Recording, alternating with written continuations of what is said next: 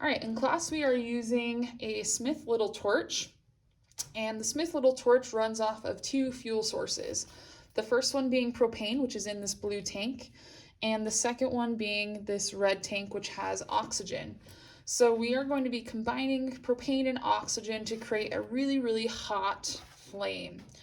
The first thing we're going to do is turn on the tanks. So you'll notice that the red knob actually goes to the propane and the green knob goes to the oxygen.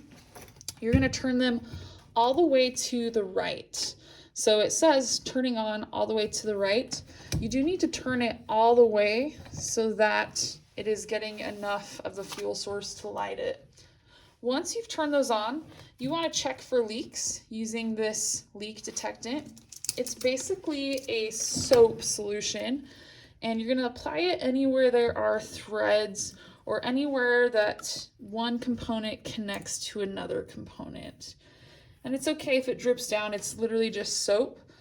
But what that does is if there is a leak, it will start to foam up and create bubbles.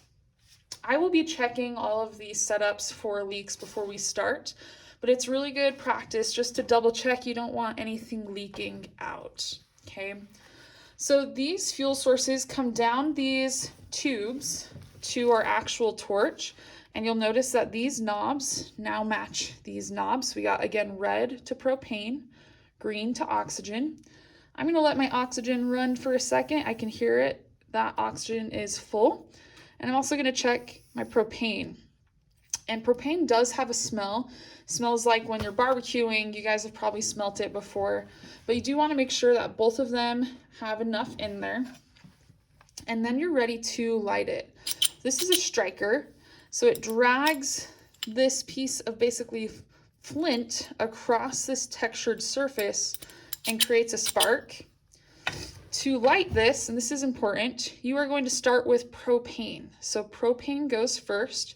You are going to turn it barely to the left. That's enough. You don't really want to crank down because that's going to be a ton of propane and it's going to be a really quick, large flame.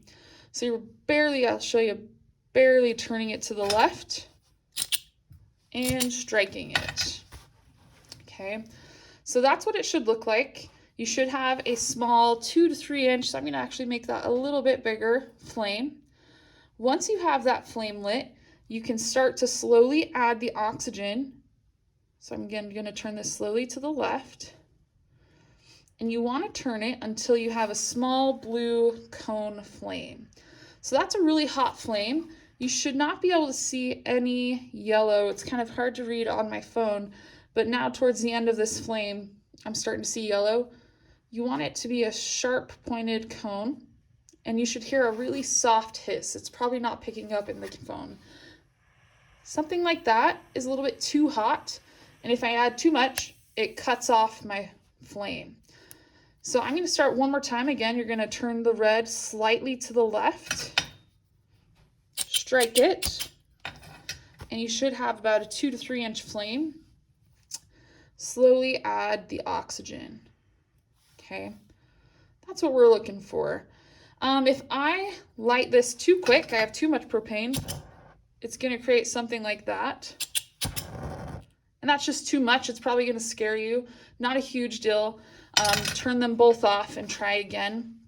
When you have your torch, let's say you've soldered and you're ready to turn it off, you are going to turn off the propane first.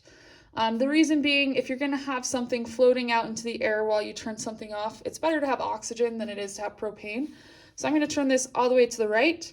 It's going to cut my flame, and then I can turn my oxygen all the way to the right. You should not hear or smell anything when these are turned off, so make sure you're turning them the correct way. So that is a quick overview of the Smith Little torch. There are instructions up on the wall, so it kind of walks you through it in case you forget. The biggest thing though is just making sure you're aware of which knobs go to which and which direction turns them on. So we've gone left on and then right off.